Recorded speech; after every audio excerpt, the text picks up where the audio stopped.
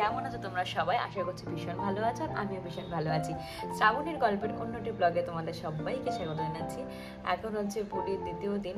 সকালবেলা ঘুম থেকে উঠেছি 7টা, খুব একটা মানে তাড়াতাড়ি উঠিনি। ঘুম থেকে উঠে এই রুমে বসে বসে বিচের একটা আনন্দ নিচ্ছি। আর এখন যাবো চা খেতে। ফ্রেশ হয়ে গেছি, ব্রাশ করা হয়নি। ব্রাশ করবো, করে তারপর চা খেতে যাবো, কারণ সকালবেলা জানোই আমার চাটা মাস্ট লাগে। আর একটা জিনিস দেখাচ্ছে, দাঁড়াও। মন সুন্দর লাগছে, সবাই এখানে স্নান করছে, বেশ ভালো লাগছে দেখতে। মানে ঘরে বসে যেটা আনন্দ নেওয়া যায় সেটাই নিচ্ছি বসে বসে। আর দেখো এখানে যাবো হচ্ছে চা খেতে।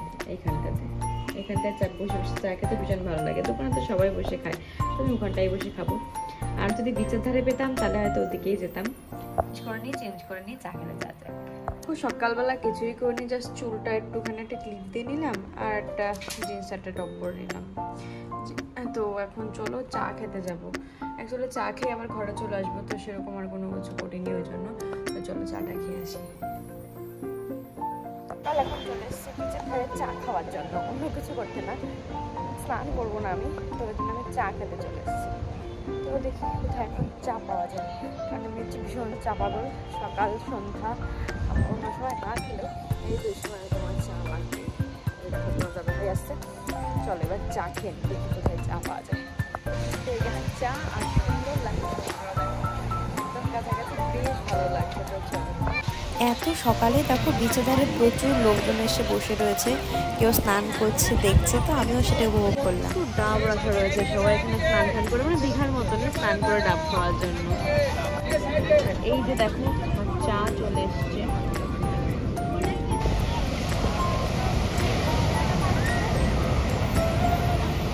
দেখো কত বড় বড় ঢেউ আছে, একদম কাছাকাছি চলে এসছে। দেখো প্রায় চলে এসছে। সমুদ্রে এখন জোয়ার চলছে, যেমন ঢেউ উঠছে সেরকম পরিমাণে জল আরও সামনের দিকে এগিয়ে আসছে। ভীষণ ভয়ও লাগছিল। আবার একটু ভিডিও করলাম তোমাদের সাথে, তোমাদের কেমন লাগলো এটা কিন্তু অবশ্যই কমেন্ট করে যাবে। আর সামনে ও গিয়ে দাঁড়িয়েছিল, আমার আরও বেশি ভয় লাগছিল, বলছিলাম পেছনে আসো, কিছুতেই আসছিল না। তোমাদের কাদের কাদের সমুদ্র বেশি ভালো লাগে আর কাদের বেশি জঙ্গল ভালো লাগে, পাহাড় ভালো লাগে, অবশ্যই কিন্তু কমেন্ট করে জানাবে।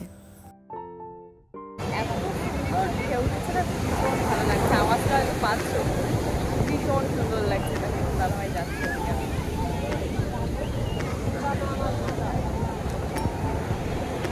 ওর ভীষণ স্নান করতে ইচ্ছা করছিল, কিন্তু যেহেতু আমি বলেছিলাম স্নান করব না, তো তার জন্য ওই যে সমুদ্রের ধার দিয়ে ঘুরে বেড়াচ্ছিলো। আমি বলছিলাম যাও গিয়ে স্নান করে আসো, কিন্তু একা একা স্নান করে সেই মজাটা পাচ্ছিল না, সেজন্য যায়নি। সমুদ্রের পাড় দিয়ে হেঁটে বেড়াচ্ছি।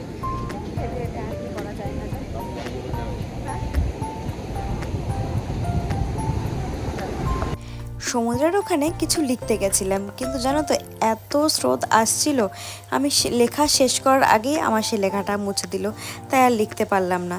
তারপর আমি বলেছিল লেখার জন্য, কিন্তু তারপর আমার আর ইচ্ছেও করেনি, তাই বসে বসে ওটা না লিখে সামনের দিকে এগোচ্ছিলাম। আর এই দেখো এগুলো দেখছিলাম বসে বসে। ওতে উঠেও না পুরো ঘোরা যায়, কিন্তু এত ভয় লাগছিল আমি ওটাতেও উঠিনি, এই ঢেউগুলোই বসে বসে দেখছিলাম। এত সুন্দর লাগছিল না। আরও সকালবেলা, দুপুরও হয়নি, রোদ্দুরও আসেনি, খুব সুন্দর হাওয়াটাও দিচ্ছিল, ভীষণ ভালো লাগছিল। আর এই দেখো একটু সামনের দিকে এগোতেই এই হোটেলটা চোখে বাঁধলো। এটা আমি যখন এর আগে এসেছিলাম, করোনার আগে লাস্ট এসেছিলাম রথে, সেই সময় আমি এই হোটেলটা এরকমই দেখেছিলাম। এখন এরকমই আছে, কারণ ফোনের ফলে এটা এরকম হয়েছিল আর ঠিক করেনি।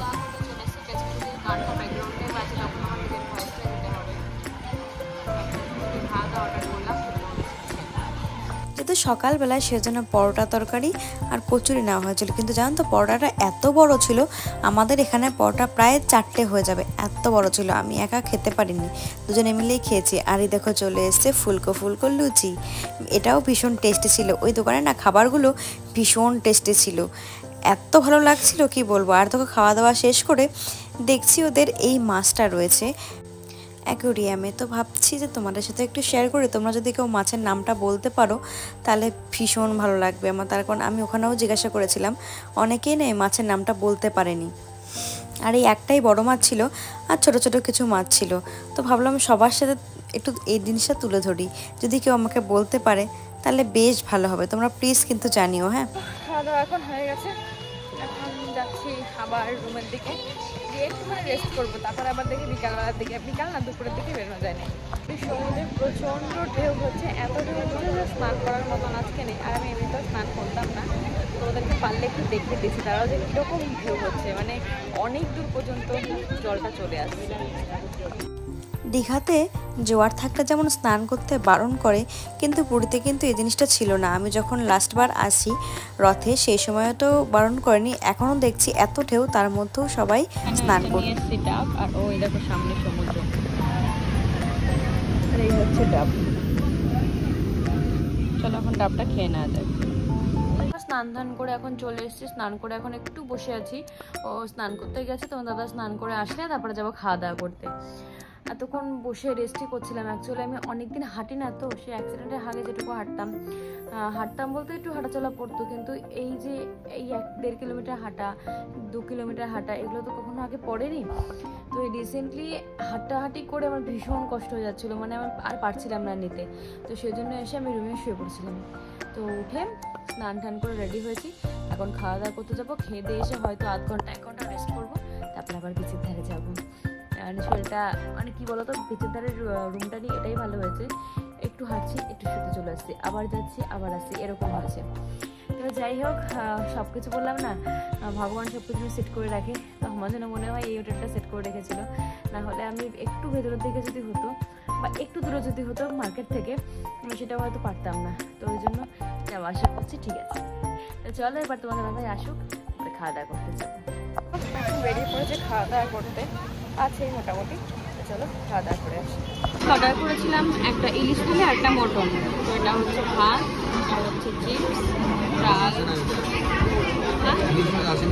এখন আসেনি, এটা আলু পোস্ত, এটা ঢোকার ডালনা, এটা চাটনি, এর সাথে ইলিশ আর মাংস আসবে, তখন তোমাদের দেখিয়ে দিচ্ছি। এই 13 পার্বণের রান্নাগুলো না ভীষণ টেস্টি, ভীষণ ইয়াম্মি ছিল।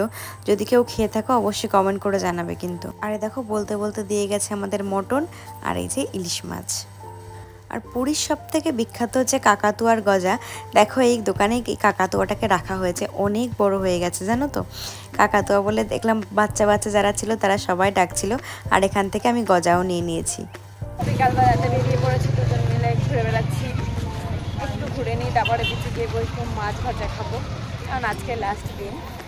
মাছ ভাজাকে একটু বেশিক্ষণ বসে, বাড়িতে তো ঘুমাই, কাজ বাজ করি, তো এখন একটু বিচে ঘুরে সময়টা কাটাবো, সেটা ইচ্ছা আছে। তারপরে গিয়ে রুমে গিয়ে একটুখানি শোবো, কারণ কালকে ভোরবেলাতে বেরোনো আছে, আমার ভোরবেলাতে ট্রেন আছে। চলো বিচেটারে এখন ঘুরে বেড়াচ্ছি। আজকে প্রচুর লোক রয়েছে, কালকে যখন বৃষ্টি হচ্ছিলো, বৃষ্টির জন্য কম মানুষ ছিল, কিন্তু আজকে মোটামুটি লোকজন আছে। তো যেটুকু টুকটাক একটু কেনাকাটা ছিল সেগুলো একটু করে নিলাম, মানে ওই 2-1টা ছোটো ছোটো জিনিস কিনলাম, বেশ পছন্দ হয়েছে সেগুলো।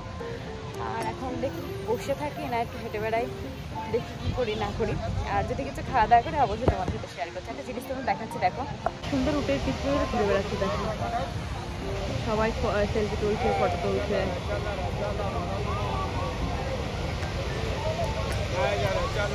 দেখো সমুদ্রের সামনে চলে এসেছিলাম, আর এখন করেছে চা নিয়ে। আমি কেমন ভালোবাসি চা ছাড়া যেন চলতেই পারি না। তো চা নিয়ে এখন বসে পড়েছি, চা খাবো বলে। আর বাইরের সমুদ্রটা তারা তো দেখাচ্ছি। আর ওইখানটায় দেখো কিছু একটা করছে, কি করছে চলো দেখে আসি। গিয়ে দেখছি ওখানে বালি দিয়ে শিব ঠাকুর করছে, এত সুন্দর লাগছিল দেখতে, তাই ভাবলাম তোমাদের সাথে একটু শেয়ার করি। সত্যি এই প্রতিভাগুলো না অনেক সময় দেখা যায়, অনেক সময় দেখা যায় না। তোমার ভাগ্যে ছিল, এজন্য আমি নিজেও দেখলাম আর ভাবলাম তোমাদের সাথে একটুখানি শেয়ার করি। কেমন লাগলো বা কেমন লাগছে একটুখানি অবশ্যই কমেন্ট করে জানিও যেটা কেমন লাগছে তোমাদের। সন্ধ্যা হয়ে যাচ্ছে, ভীষণ সুন্দর হাওয়া দিচ্ছে, এত ভালো লাগছে এখানে বসে থাকতে, তাই সেই আরে বসেই রয়েছে। শুধু আমরা দুজন না, এরকম অনেকে প্রচুর সুন্দর বসে আছে, শঙ্খ কিনছে, ওই জন্য শাক বাজাচ্ছে, তোমরা আওয়াজটা পাচ্ছ। তো এটা একটু বসে বসে থেকে কী করবো, তাই এটা কিনলাম। একটু পরে খুলে ফেলবো, জানি এটার সাথে ভালো লাগছে না, এটা খুলে ফেলবো। খুলে ফেলে তারপর এটা অন্য কিছুর সাথে করবো, এটার সাথে ঠিক যাবে না, না এটা ভালো লাগছে না এর সাথে।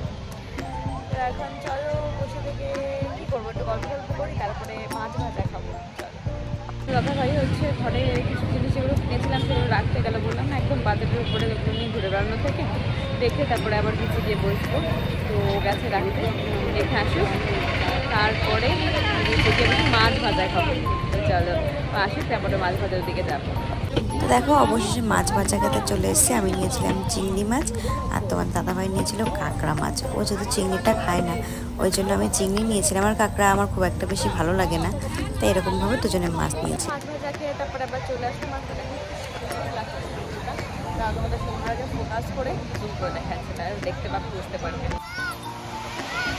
ভীষণ সুন্দর লাগছে, সুন্দর হাওয়া দিচ্ছে, এটাই হচ্ছে মেন।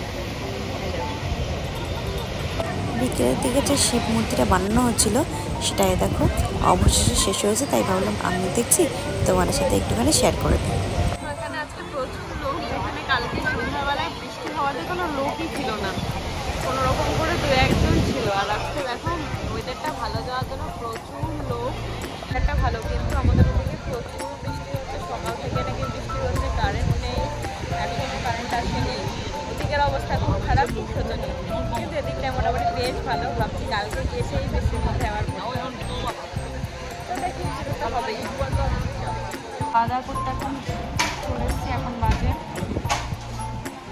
10-15 হবে। একটু গুছিয়ে নিয়েছিলাম, ঘুরতে করে গিয়ে একটুখানি গুছিয়ে তারপরে খাওয়া দাওয়া করতে আসলাম। এখন ভাবছি একটুখানি মার্কেটটা ঘুরবো, তারপরে হয়ে যাবো, কারণ আজকে চলে আসছি, তারপর কালকে চলে যাবো, কালকে তো সব টাইম করতে হবে। তো তার মধ্যে আজকে আসলাম। আর এখন অর্ডার দিয়েছি রুটি আলুর দম, কারণ অন্য কিছু খেতে আর ইচ্ছা করছে না, আজকে প্রচুর উল্টোবেলা খাওয়া হয়েছে।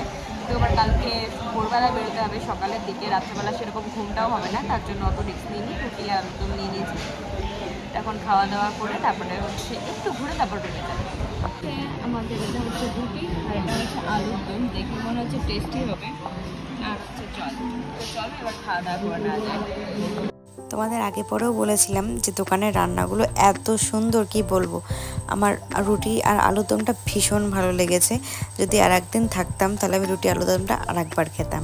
এখনকার জন্য টাটা, দেখা হবে নেক্সট ব্লগে, টাটা।